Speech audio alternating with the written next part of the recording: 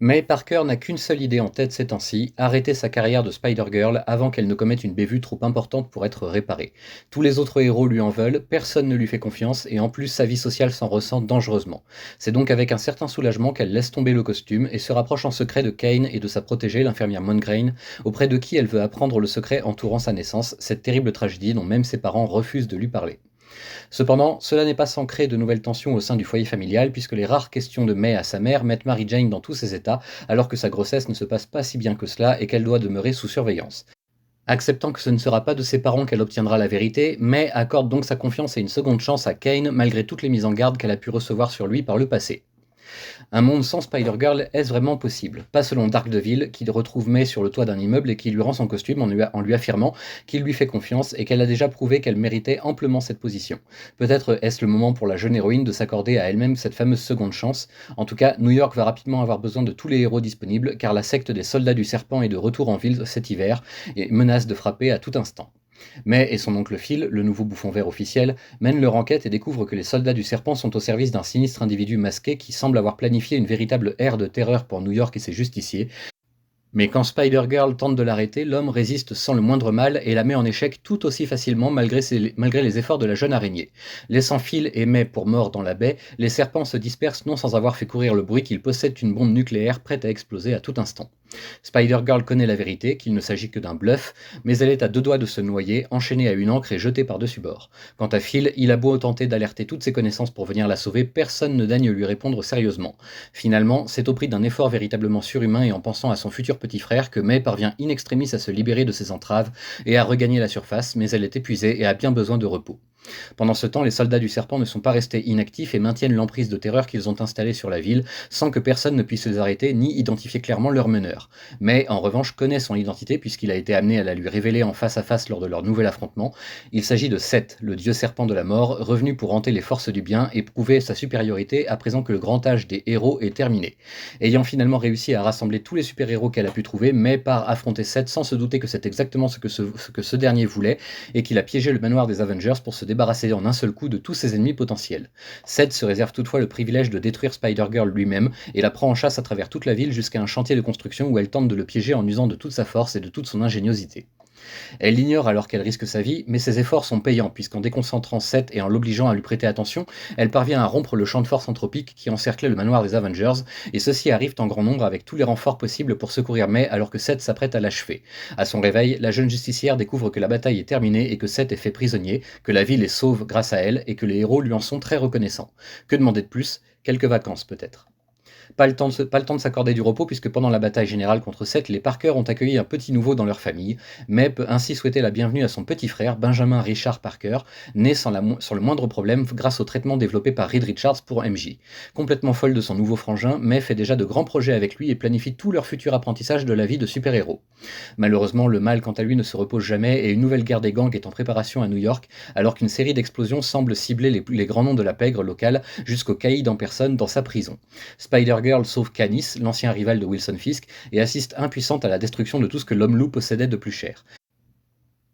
Quelqu'un, quelque part, paraît bien décidé à décapiter le monde du crime organisé en ville et à prendre la place laissée vacante de nouveaux caïds. De plus, Dark Deville a mystérieusement disparu juste après sa dernière visite en prison à Fisk, juste avant l'explosion qui a failli le tuer. Serait-il l'un des suspects principaux de cette affaire? Personne ne veut se l'avouer, mais tout le monde commence en effet à suspecter que les bombes sont placées par un téléporteur, et Dark Deville possède cette capacité en plus d'un grand nombre de sérieux contentieux avec les têtes pensantes de la pègre. Un temps mis en cause lui aussi, Normie Osborn échappe de peu à une explosion ciblant précisément le quartier général qu'il avait établi pour Spider-Girl et lui, et se retrouve à l'hôpital entre la vie et la mort. Mister Nobody, autre téléporteur célèbre, semble être quant à lui redevenu libre grâce à un programme spécial ultra secret d'utilisation de super-vilains par le gouvernement pour des missions dangereuses. Il affronte d'ailleurs Kane sous les yeux de Spider-Girl en affirmant à celle-ci que l'assassin est le véritable responsable et qu'il faut l'arrêter à tout prix. May ne lui fait pas plus confiance qu'auparavant, mais il faut dire que ses paroles portent puisque Kane était déjà considéré comme un danger redoutable bien avant cette affaire. Sur les nerfs en permanence à cause de cette guerre des gangs, à laquelle les autres héros ne veulent pas vraiment se mêler, mais finit par carrément mettre en péril sa vie sociale en se mettant ses meilleurs amis à dos peu avant son 16e anniversaire et la fête secrète que MJ veut organiser pour elle en réunissant justement tous ses amis pour l'occasion. Autant dire que son moral est en berne et que les choses ne risquent pas de s'arranger d'aussitôt. Mais soudain, alors qu'elle remonte la piste de Kane et de Raptor ainsi que d'autres super-vilains qu'elle a vu travailler ensemble, Spider-Girl tombe en réalité sur une planque du FBI qui utilise les fameux vilains dans le cadre d'un programme top secret, exactement ce dont lui parlait Mister Nobody, sauf que Mister Nobody ne fait plus du tout partie de ce fameux programme, ayant trahi comme l'on aurait dû s'y attendre venant de lui. Apparemment au service d'un nouveau maître et ayant non seulement mis en danger les vies du caïd et de Normie, mais aussi celles de Daredevil, de fait innocenté et retenu prisonnier par l'ennemi, Mister Nobody est le véritable homme à abattre pour faire cesser cette guerre. Tous ces mensonges et toutes ces manipulations reviennent alors à l'esprit de Spider-Girl qui n'a plus qu'une idée en tête, traquer sans relâche le téléporteur et sauver Daredevil avant qu'il ne soit trop tard. En plus, Normie et Wilson Fisk viennent tous deux d'être admis en soins d'urgence car leurs signes vitaux sont au plus bas. Les médecins travaillent d'arrache-pied sur ces deux patients qui, quant à eux, revivent dans leur inconscient leur pire cauchemar en boucle. Un seul d'entre eux s'en sortira finalement, mais lequel? Quand May parvient enfin à mettre la main sur Mister Nobody dans son repère secret, elle réussit l'exploit de le vaincre en utilisant ses propres gadgets contre lui et de libérer Daredevil au passage, mais le héros sans peur tombe à son tour inconscient dans les bras de sa jeune alliée, après des jours de tortures ininterrompues auxquelles il a résisté tant bien que mal en attendant que Spider-Girl vienne le sauver. C'est en assistant aux funérailles de la dernière victime de Mister Nobody que May commence sans le savoir à remettre toutes les pièces du puzzle dans le bon ordre et à identifier de façon certaine le véritable commanditaire de toute cette affaire. Provoquant alors une rencontre entre le nouveau caïd du crime de New York et le faisant avouer sans toutefois pouvoir l'arrêter elle-même, Spider-Girl doit même intervenir pour empêcher un autre suspect de venir lui faire la peau par vengeance.